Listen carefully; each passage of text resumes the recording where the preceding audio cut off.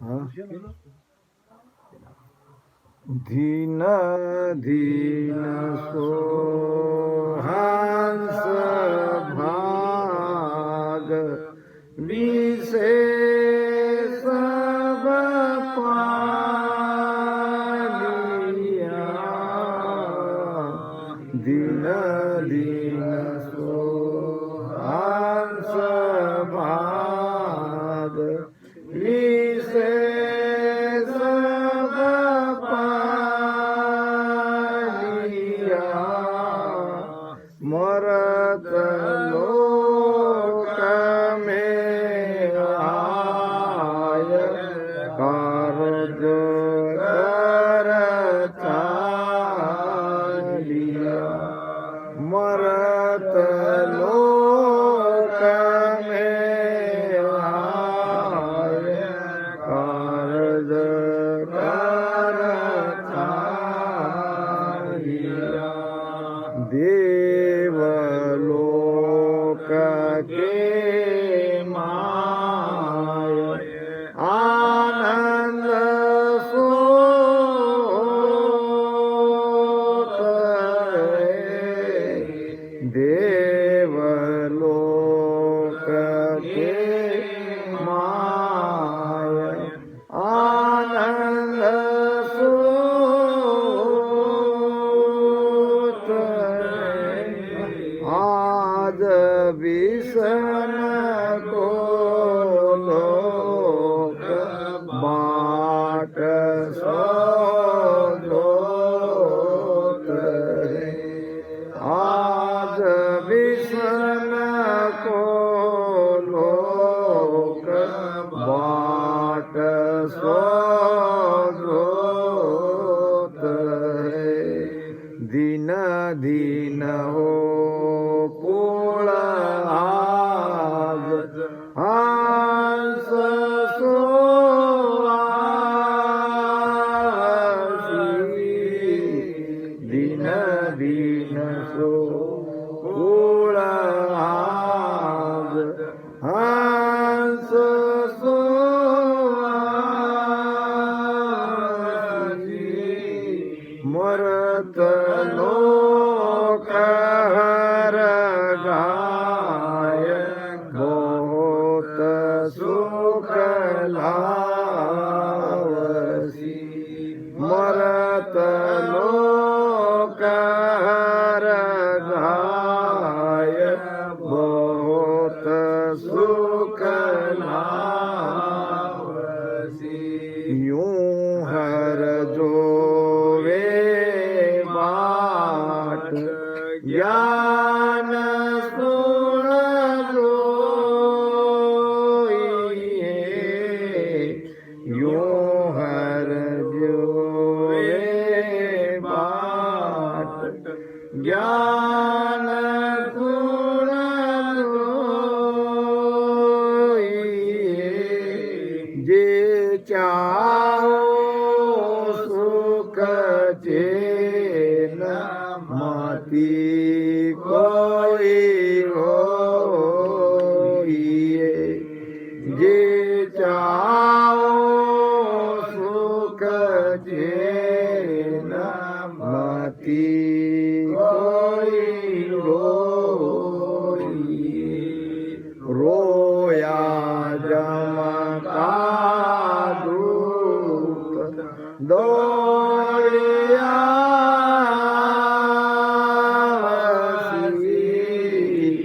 रोया जमका दूत दौड़िया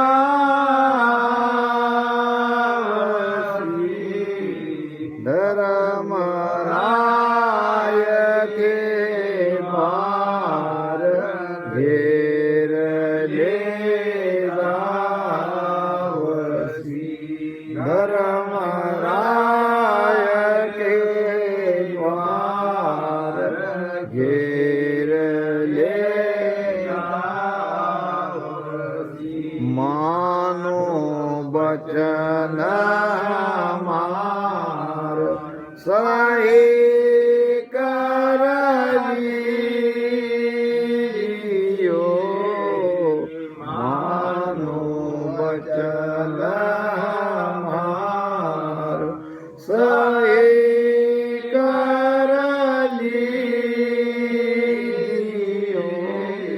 छाड़ जगत की रीत भगत राखी जियो छाड़ जगत की रीत भगत राखी जियो जुग चाला सूझोय हंसो दुख पावसी जुग चाला सूझोय हंसो दुख पावसी हे सुख देवा सब साध गुणों शिरहावसी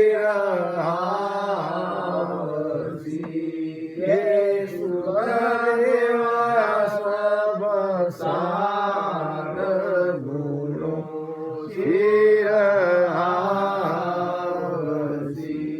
राम सुखराम जी महाराज ने आज हम और आप सभी एक महान संत की प्रथम मोक्ष तिथि के उपलक्ष्य में जो सत्संग का आयोजन यहाँ किया गया है, उस परम आत्मा की शांति के लिए सभी यहाँ सत्संग में पधारे हैं।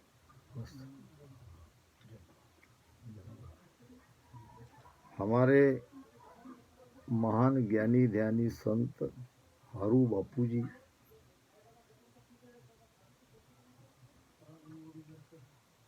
उनकी जितनी महिमा की जाए उतनी कम है। उन्होंने अपने अंतिम समय को जान लिया था, सबको प्रेम देके, सबको बुला के, सबको मिलके इस संसार से, इस नश्वर शरीर का उन्होंने त्याग किया। आज से उनकी यात्रा दूसरे शरीर में निश्चित होगी। महान संत बन के वो आएंगे। भजन करने वाला राम स्नेही दो ही जगह जाता है, या तो परम पद में चला जाएगा सदा के लिए आनंद में, या दोबारा संत बन के आएंगे, और तीसरा कोई रास्ता नहीं है। महाराज कहते हैं, ओ सुन सुन नर ज्ञान भेद हृदय थिर कर है, सब सुर गुण विद छाड़ शीस सतगुरु पद धर है। वे 84 माय हंस कबहू नहीं आवे, ना देवत के लोक सुरग में नहीं रहावे। सुख राम कहे सुनता तिया, वे नर नर ही होए। खंड ब्रह्मांड पिद शोध के लियो परम पद जोय। ओ सुन सुन नर ज्ञान भेद हृदय थिर कर।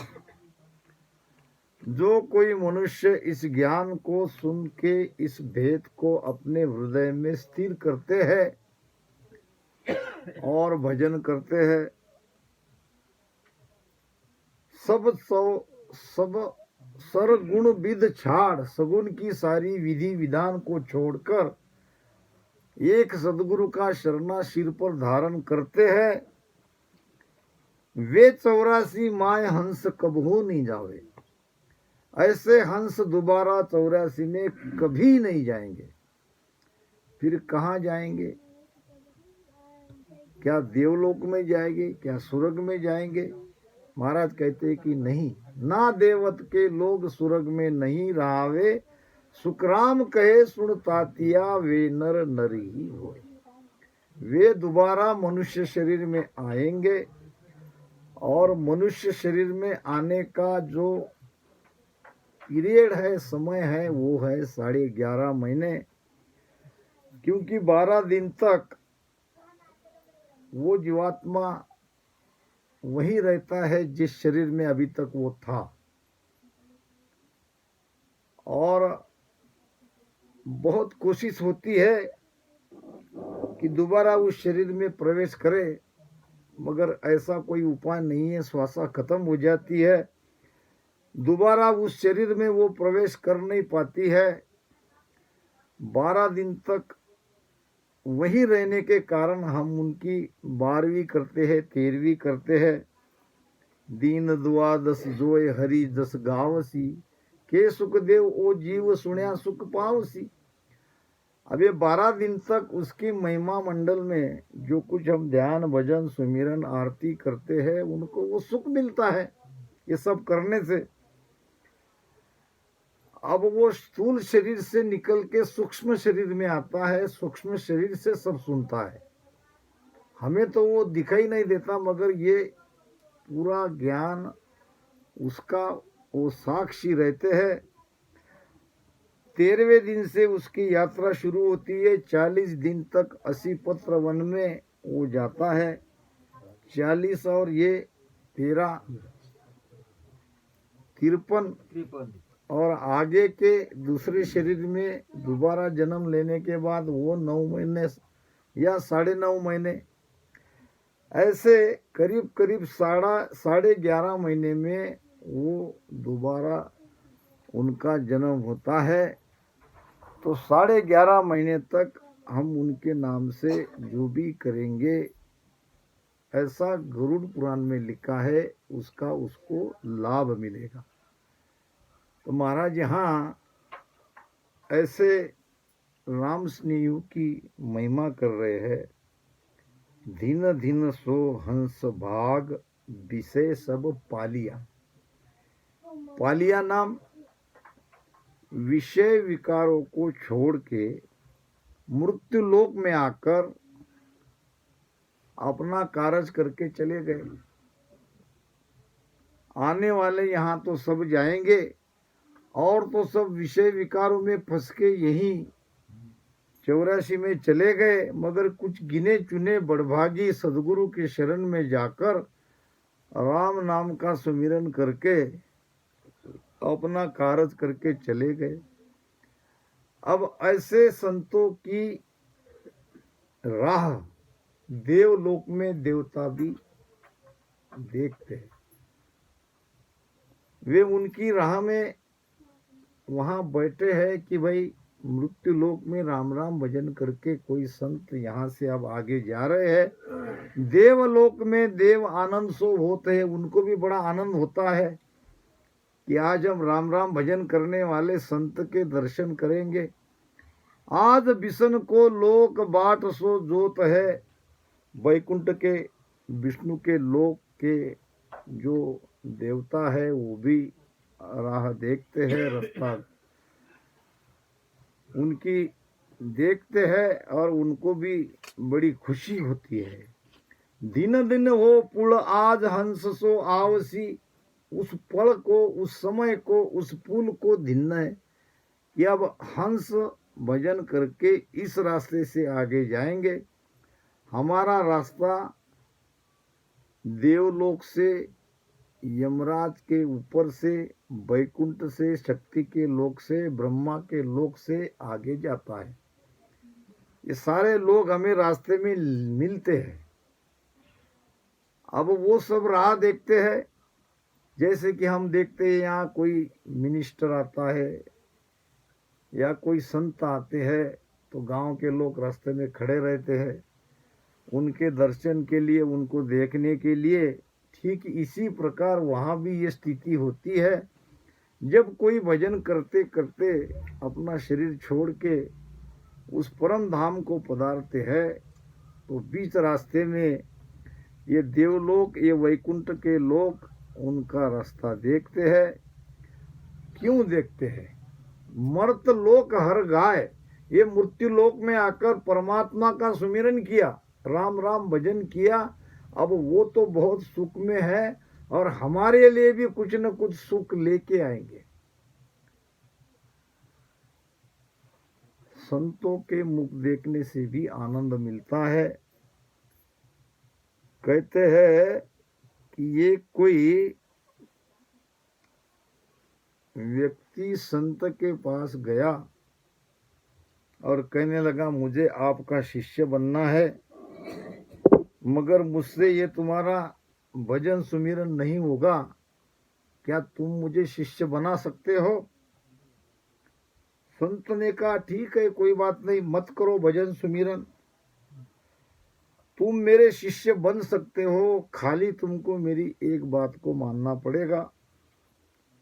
तुम्हारे घर के सामने ये कुंभार का घर है, वो भक्त है, हरि भक्त है, तुमको कुछ करना नहीं है, सुबह उठ के उसका मुख देख के चले जाना है अपने काम में, और कुछ करना नहीं है।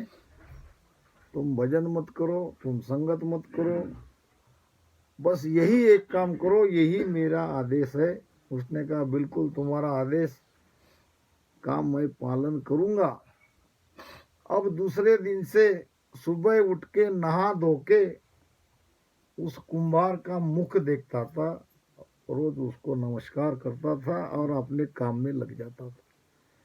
धीरे धीरे ये आदत पड़ गई रोज की, नहाना और सब कुछ सुबह के काम से निवृत्त होके उस कुमार के मुख दर्शन करना और अपने काम में लग जाना।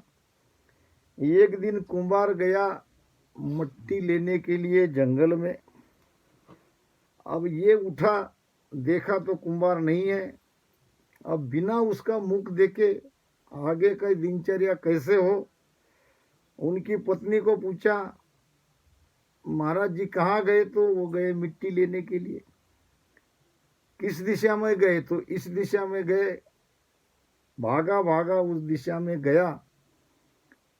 अब आगे कुंभार अपने मटके बनाने के लिए मिट्टी निकाल रहा था जमीन से। अब मिट्टी निकालते निकालते वहां उससे एक सोने का घड़ा मिला। अब वो इधर उधर देख रहा है, कोई देख तो नहीं रहा है मुझे। तो इतने में ये भागा भागा वहां उसके पास गया और वहीं से कहा देख लिया देख लिया। कुंभार कहने लगा क्या देख लिया? इसने मुझे सोना निकालते तो नहीं देख लिया। अरे भाई इधर आओ इधर आओ। नहीं नहीं नहीं, मैंने देख लिया। अब मैं जा रहा हूँ। अरे जाते कहाँ हो? ये जाएगा तो गांव में सब लोगों को बता देगा। अब इनको मुझे मनाना चाहिए। कहने लगा भाई देख लिया तो देख लिया, किसी को कहो मत, इसमें का आधा तुम्हारा। अब केवल मुख के रोज दर्शन करने से उसको इतना लाभ मिला। तुलना करो, अगर संत के सन्मुख आप रोज भजन करोगे तो कितना लाभ होगा? जरूर होगा। इसीलिए ऐसे भजन करने वाले संत की देवलोक में देवता इसलिए राह देखते हैं कि ये भजन के जो आनंद में वो वहां रहे, जीवन भर उन्होंने बिताया, अब हमारे लिए भी कुछ न कुछ सुख वहां लाएंगे। यूं हर जोवे बाट ज्ञान सुन जोइए। इस प्रकार देवता भी संतों की बाट जोते हैं, देखते हैं, रास्ता देखते हैं। इसको आप ज्ञान से समझो। ये ऐसे कि ऐसा ठीक ऐसा हो रहा है ऐसी बात नहीं है। आप ज्ञान दृष्टि से इसको समझो। भजन करने वाले की कितनी ऊंची महिमा महाराज ने यहाँ करी है। धर्म राय के द्वार महाराज कहते हैं, जे चाहो सुख चैन मती कोई रोइए। अगर ऐसे हंस को आगे भी आपको सुख में आनंद में रहने देना है तो उनके पीछे मत रो। रोने से न उसको आप वापस लाओगे, बल्कि उसको ज्यादा पीड़ा दोगे, ज्यादा दुख दोगे, क्योंकि रोया जम का दूत दौड़िया आवसी। यहाँ मृत्यु लोक में मृत्युपरांत अगर कोई रोते है तो तुरंत यमदूत यहाँ आता है और उस जीवात्मा पर अपना हक यानी कब्जा करता है कि ये जीव हमारा है, क्योंकि यहाँ रोना पीटना हो रहा है। इसलिए रामसनी की अगर मृत्यु होती है तो उसके पीछे परिवार वालों को रोना नहीं चाहिए, क्योंकि इतना कुछ करते हुए भी आपके रोने से धर्मराय के दूत उनको घेर के यमदूत यम दरबार में ले जाएंगे। मानो वचन हमार सही कर लीजिए। महाराज कहती कि ये मेरे वचन सत्य है, इसको मानो और छाड़ जगत की रीत भगत राह लीजिए। जगत की रीति छोड़ो और भक्ति की रीति को पकड़ो। जगत और भगत का आदि अनादि से दो मार्ग है। जगत जिस रास्ते से जाते हैं हमको उस रास्ते से नहीं जाना है। हमारा रास्ता अलग है, हमारा ज्ञान अलग है। और जगत के संग मत जाओ। महाराज कहते हैं जुग के साथ जुगे जुग परड़े। जुग के साथ जुगे जुग परड़े। सबे गर्भ में आया बे। सबे गर्भ में आया बे। भगत पदी को जुग जुग पूजे। भगत पदी को जुग जुग पूजे। से सब मोक सीधाया। से सब मोक सीधाया। जिन्होंने संसार को चाहा, जिन्होंने संसार पर प्रेम किया, वे सभी गर्भ में आए। वे बार बार जन्म के बार बार उसका मृत्यु होगा। और जिन्होंने संत पे प्रेम किया, जिन्होंने भक्ति पे प्रेम किया, वो सब मोक्ष में गए। और हमें मनुष्य जन्म इसीलिए मिला है कि हमारा जन्मना मरना मिट जाए। ये जो हम बार बार जन्म ले रहे हैं, बार बार हमारी मृत्यु हो रही है, इस चक्र को हमेशा के लिए हम मिटा दे, उसी के लिए भक्ति करनी है। तो जगत का रास्ता छोड़ना पड़ेगा और भक्ति का रास्ता पकड़ना पड़ेगा। जुग चालासु जोय हंसो दुख पावसी। अगर आप जगत के विचारों से चलोगे, जगत की राह से चलोगे तो दुख ही दुख होगा। जैसे कि एक पिता और उसका लड़का दोनों ने एक घोड़ा खरीदा और घोड़े को खींच के ले जा रहे थे। गांव में लोग मिले, अरे ये कैसे लोग हैं, घोड़ा कोई बैल के जैसा खींच के ले जाने का, घोड़े पे तो बैठना चाहिए। तो पिता ने कहा बेटा तुम बैठो। अब बेटा बैठ गया, पिताजी पीछे पीछे चलने लगे तो दूसरे गांव में लोग कहने लगे जवान बेटा घोड़े पे बैठा है और अपने बूढ़े पिताजी को पैदल चला रहा है, कैसा बेटा है। अब जगत की मान लिया, बेटा नीचे उतर गया, पिताजी को बिठाया। अब फिर भी लोग कहेंगे, लोग तो कहने वाले हैं, लोग कहने लगे लोग तो बकरे बाप स्वयं घोड़े पे बैठा है और अपने फूल जैसे बेटे को पैदल चला रहा है। उनकी भी बात ठीक लगी, फिर दोनों बैठ गए। दोनों बैठ गए तो और आगे दूसरे गांव में कहने लगे, कैसे दोनों निर्दयी है, एक प्राणी पे दोनों बैठे। अब क्या किया जाए? जगत का ऐसा ही संग है। जगत हर बात में खोट निकालेगा, तो जगत के संग हमें नहीं लगना है। दुनिया अपने राह से जा रही है तो उनको जाने देना है, हमारा रास्ता अलग है। जुग चालासु जोय हंसो दुख पावसी, और के सुखदेव सब साध गुनो सिर आवसी। यानी जगत के साथ रहोगे तो संसार कभी हमको अच्छा नहीं कहेगा। पर नहीं बिठा देंगे, इतना पगेती निकाल दिए। महाराज ने तो यहाँ तक कह दिया, जुग को संग सकल दुखदाय, जुग को संग सकल दुखदाय, जा संग सुख मति मानो, सुखदायक सतसंगत जुग में, सुखदायक सतसंगत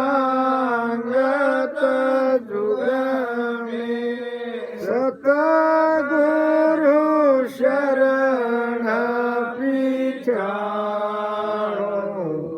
बांधा आयो मोसर मतिहारो,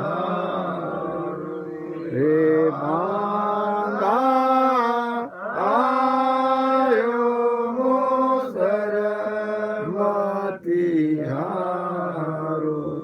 जा संग हंस आगम घर पहुँचे, जा संग हंस आगम घर पहुँचे, ये सतगुरु सिर धारो, बांधा आयो मोसर मतिहारो, बांधा आयो मोसर मतिहारो। कौन सा मोसर? ये मनुष्य शरीर का मोसर। ये समय आपको मिला है, हमको मिला है, इसको व्यर्थ मत गवाओ। क्या करो? जगत के संग मत रहो, क्योंकि जुग को संग सकल दुखदायक। सब दुख है। जगत का संग करोगे तो दुख पाओगे।